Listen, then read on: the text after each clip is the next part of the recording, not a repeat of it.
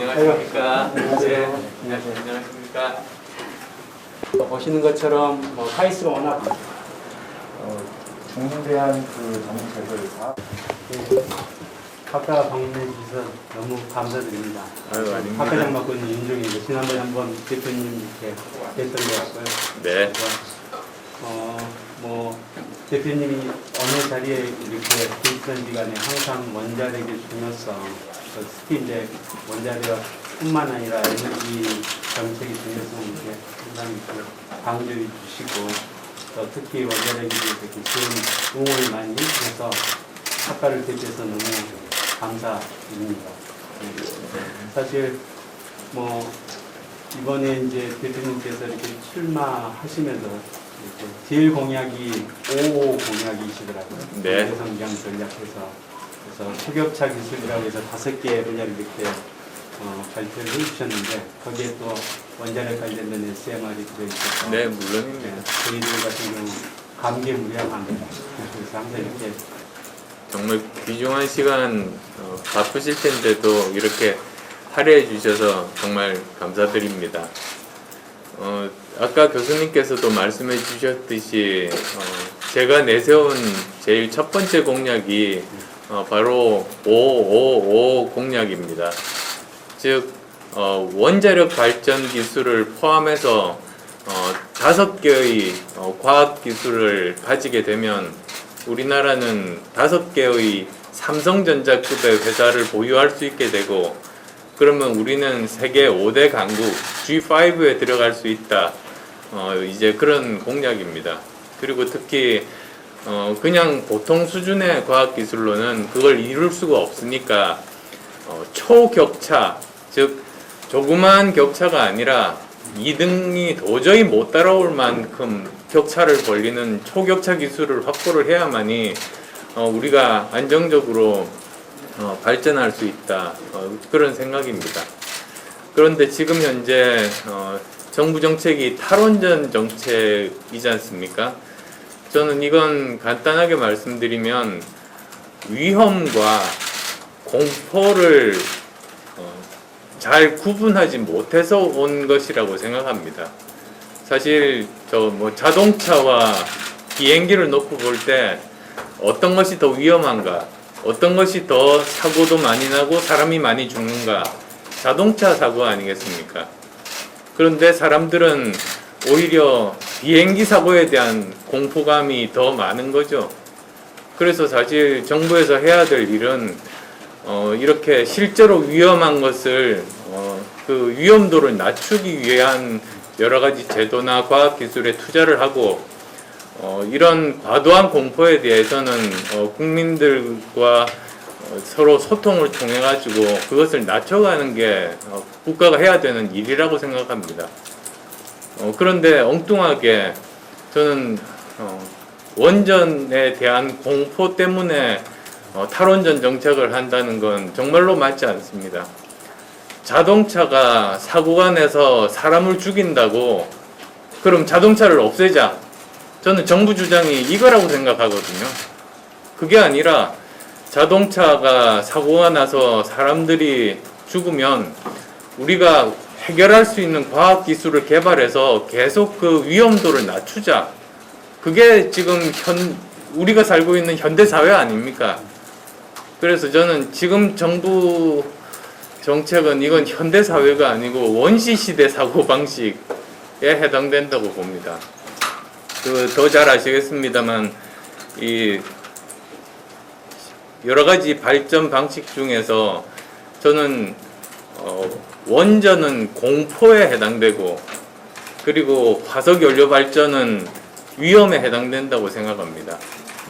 정말 화석 연료 발전을 통해서 나오는 그 CO2 양이라는 거는 엄청나지 않습니까? 사실 전 세계 배출되는 510억 톤 CO2 중에서 27%가 사실은 이런 화석연료 발전에서 나오는 것이니까 이것을 통해서 지구온난화 때문에 얼마나 많은 사람이 지금 죽고 있습니까? 코로나19도 사실은 지구온난화 때문에 사실 생긴 거라고 생각해도 과언이 아닐 겁니다. 또 미세먼지 문제. 제가 그 문제 연구하는 분 이제 찾아뵈러 독일 마인츠에 있는 그 막스 플랑크 연구소를 갔습니다. 화학을 하는 막스 플랑크 연구소인데요. 거기 보니까 그 대기 화학자분이 소장으로 계셨는데 그분 말씀이 미세먼지로 인한 초과 사망자 수가 1년에 880만 명이라는 겁니다. 아시겠지만 초과 사망자 수라는 거는 만약에 어떤 원인이 없었으면 죽지 않아도 될 사람 숫자니까 미세먼지 때문에 전 세계적으로 880만 명이 매년 죽어나가는 그게 흡연자 사망자 수보다 더 많습니다. 그러니까 미세먼지가 흡연보다 더 위험하다는 거죠.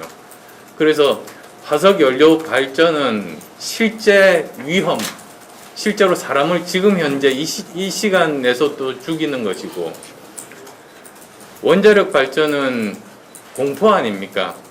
미래 이런 그 방사능 누출 사고라든지 또는 연료봉 재처리 문제라든지 이런 것들에 대한 것들인데, 이건 기술로 우리가 해결해 나가는 노력을 하면서 지금 벌써 뭐 3세대 원전만 해도 굉장히 안전해졌고 4세대는 아마 훨씬 더 안전해질 거고요. SMR은 물론 뭐 당연하게 훨씬 더 안전하게 설계가 되고 있으니까 저는 이런 식으로 문제를 해결해 가는 것이 맞지, 탈원전 하자는 말은 아까 말씀드린 대로 자동차 사고 때문에 사람이 죽어나가니까 자동차를 쓰지 말자, 자동차 없애자, 이런 정말 원시인들 사고방식과 저는 똑같다는 생각이고요.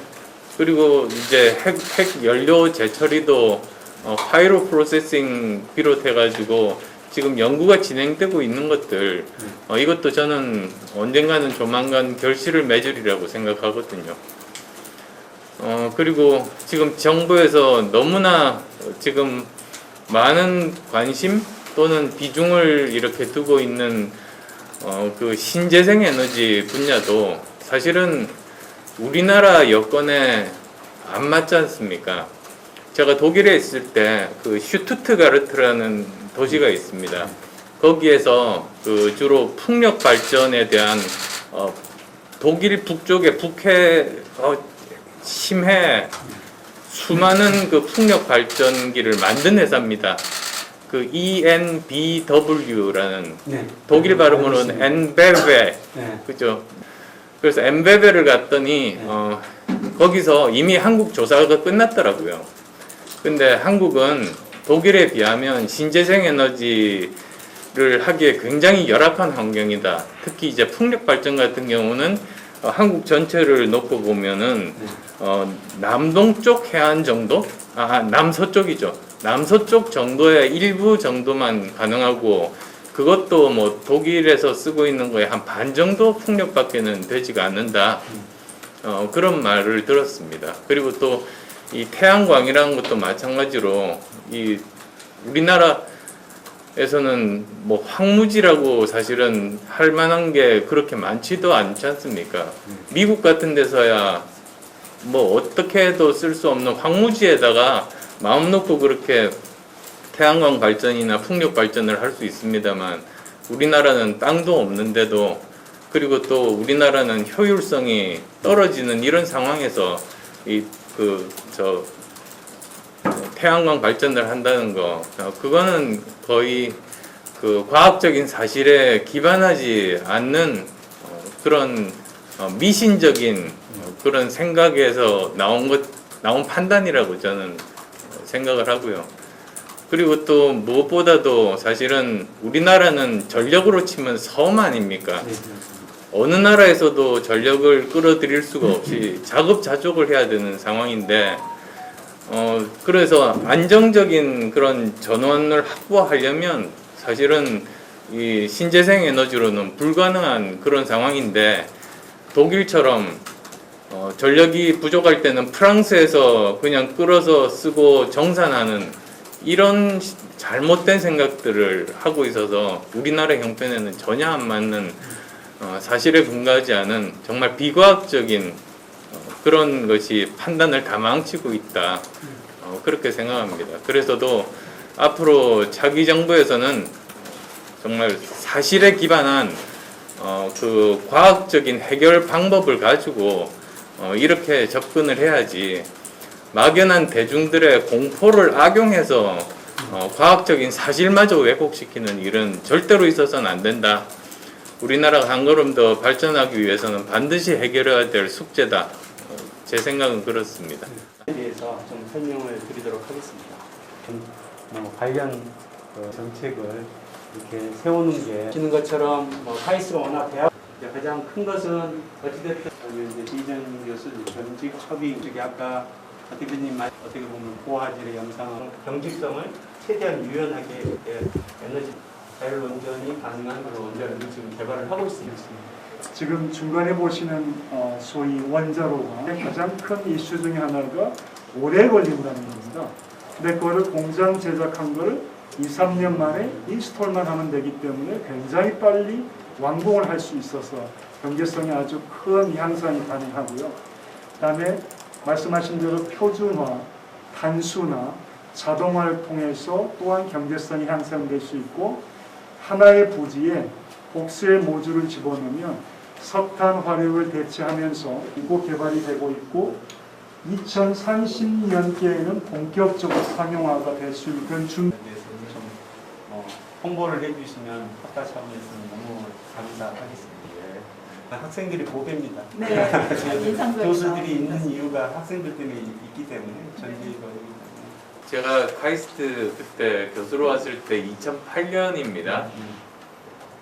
원자력이 아니셨나요? 예, 그때는 그랬습니다. 원자력은 그때 이미 저 많은 학생들이 인기 학과 중에 하나입니다.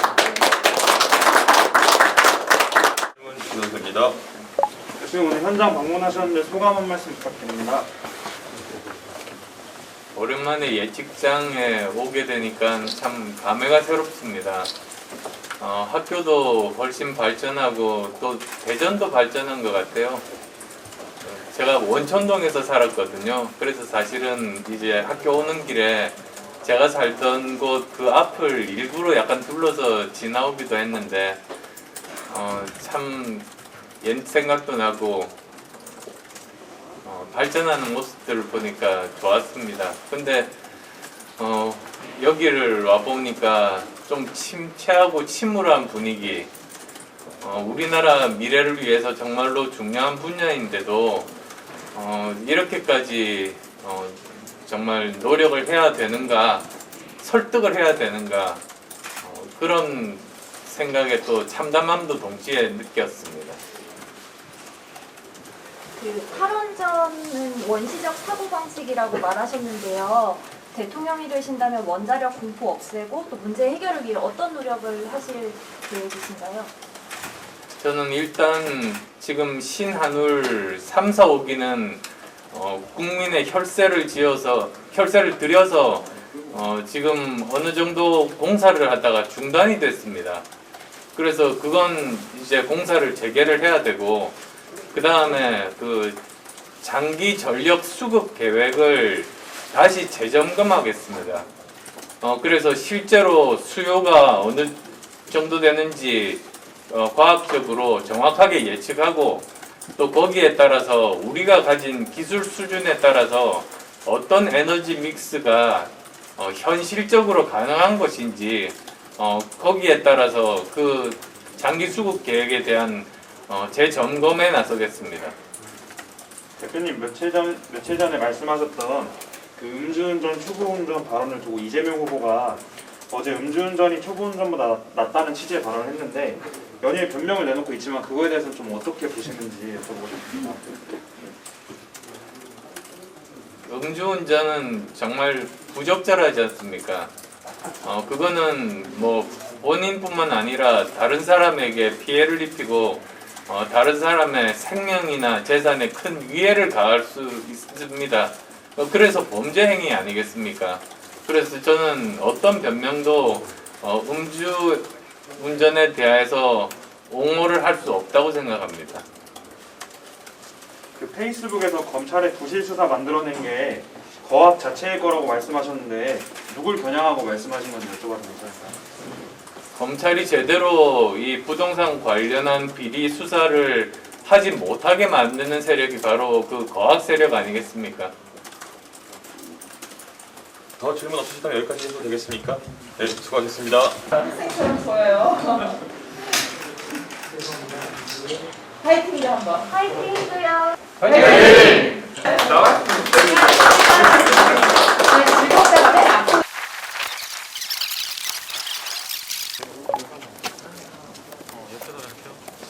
저 카이스트의 소형 원전 프로젝트하고 그 다음에 저 울산 과기대 거기에서 그 분해되는 플라스틱 연구, 해수 전지 연구 그런 쪽을 하고 있고요. 이번에 또 새로 공모해가지고 IT 시큐리티 쪽 지금 공모 받고 있어요. 심사하고 있어요. 그래서 정말로 인류에게 필요한 연구 분야인데 정부에서 정책 방향이 달라가지고 연구비를 못 받는 분야. 그 다음에 또 시장이 아직 안 만들어져가지고 기업에서 투자를 안 하는 분야. 그 다음에 또 성공 확률이 너무나 낮아서 아예 연구비 신청 못 하는 분야. 그런 데다가 연구비를 대주고 있어요. 사실은 성공 확률이 0.1%밖에 안 되는데 연구비를 줘야 999명 실패해도 1명이 성공해서 노벨상 받는 거 아니에요. 원래 그런 게 연구지. 그래서 참 보람이 있어요. 안랩 지분 절반 기부해가지고 만든 재단이 그런 인류 난제 해결을 위한 연구비를 대주고 있으니까. 약간 잠깐 공감이 되는데 지금도 얘기하지만 보통 연구를 연구실에 이제 기업체들이 진행을 하면 무조건 성공해야 된다는 그런 게 있잖아요. 그런 압박으로 이제 연구 수행하는 이제 주체들이 긍정적으로 가지고 목표를 지키기 때문에 아까 대표님 말씀하신 것처럼 실패하는 걸 두려워하지 않고 설령 이게 실패를 하더라도 끝까지 한번 해볼 수 있는 그런 연구 공급 원자력에 있어서는 궁극적으로 이제 데모용 원자를 지어질 때까지 페이퍼에서 끝나지 않고 그리고 직접 짓는 데까지 지원을 이제 받을 수 있다면 그게 정치권에서 이제 저희가 정말 좋지 않을까 그렇게 생각을 합니다. 그러니까는 성공할 게 뻔한 연구를 왜 해요? 근데 지금 국가에서 지원하는 연구 성공률이 98%래요. 그러니까 이게 우리나라에 아무 도움이 안 되는 연구들이 대부분이라는 말이거든요. 그러니까는 산업화에 기여하지도 않고 노벨상도 안 나오는 거지. 오히려 저는 뭐 예를 들면 성공 확률이 10%다. 그럼 오히려 저는 그게 잘하는 거라고 봐요. 처음 시도하는 건데 그렇게 성공 안 하면은 물이 굳는 거는 그건 말이 안 되는 방법이죠. 이런 속도가 있어야지 대한민국도 다음에 일론 머스크나 아니면 테슬라가 나가는 그래서 저는 그걸 바꾸고 싶어서 지금 정치를 하고 있는 거예요. 너무 이런 과학기술 분야에 대해서나 또는 뭐 저는 회사 만들고 돈 벌고 직원들 월급 줘본 사람인데 그런 현실에서의 경제활동을 모르거나 하면서 정치를 하니까 이게 사회 문제를 정치가 잘 못 푸는 거예요.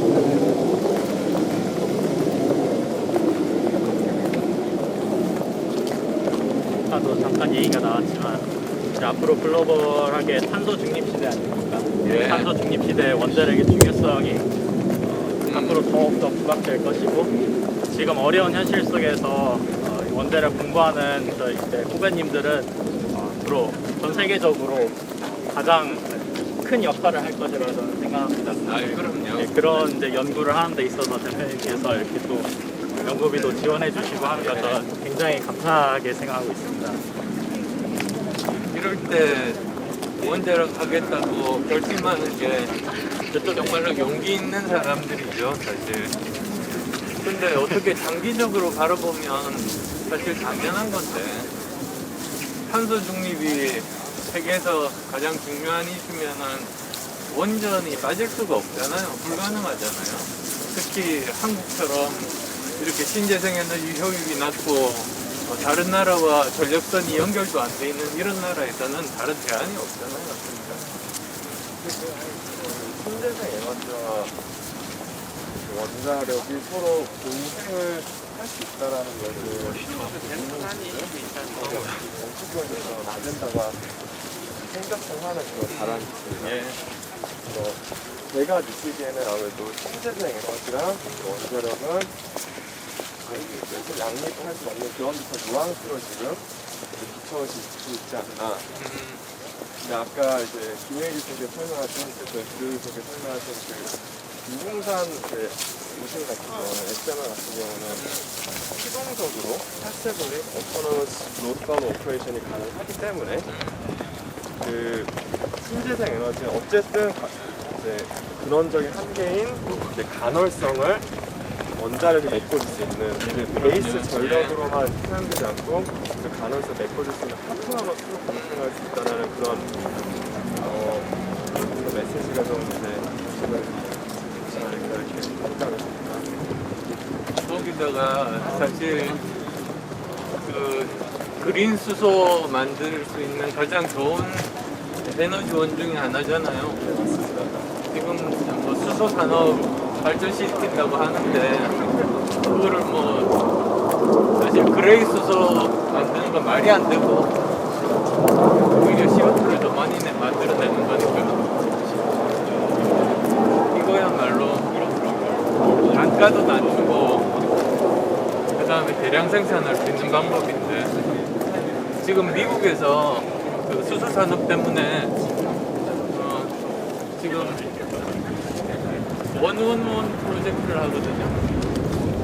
네, 그게 뭐냐면 $1 per 1kg per 1decade라고 해서 앞으로 10년 내에 수소 1kg을 $1 내로 만든다. 그래서 거기에 쏟아붓는 돈이 10조 원이에요. 근데 우리는 뭐 하고 있는 거예요, 이거? 네, 수소를 이제 주장하시는 분들이 조금 이제 재생에너지로 수소를 얼마든지 이제 생산할 수 있다라고 말씀하시는 분들 많은데 제 조금 그런 분들 이제 놓치고 계신 부분이 수소 생산 설비가 굉장히 지금 비싸지 않습니까? 그럼요. 그런 거를 재생에너지가 가동하는 뭐 하루에 뭐 한 3-4시간 동안 그거를 이제 단가도 비싸고. 예, 단가도 비싼 거를 하루에서 뭐 15% 20%밖에 이용을 못 한다는 것은 사실 경제성을 더욱 떨어뜨리는 것인데 오히려 24시간 가동할 수 있는 원전으로 수소를 생산하는 것이 훨씬 더 수소 생산 경제성을 확보하는데 중요할 것이라 생각합니다. 그러니까 여러 가지로 엮여 있잖아요. 이렇게 탄소 중립을 할 때 뭐 저기 신재생 에너지 중에서 사실은 수소 산업이 포함되어 있다고 분류를 하면서 정작 제대로 구체적으로는 어떤 방법으로 만들 건지에 대한 고려가 없는 거죠. 원래 오늘은 이제 교정이 예전에 있을 때랑 얼마나 바뀌었다 막 이런 말씀을 많이 바뀌었어요, 진짜. 주차장이 많아진 게 좀 아쉽긴 하네요. 옛날에는 주차장보다는 이렇게 풀밭이 많았는데 그리고 좀 건물이 너무 많이 들어졌어요. 대표이적입니다. 예. 아, 또 짓고 있구나. 여기는 학교 아닌가? 외벽 공사. 예전만 지금 다시 레노베이션 하고.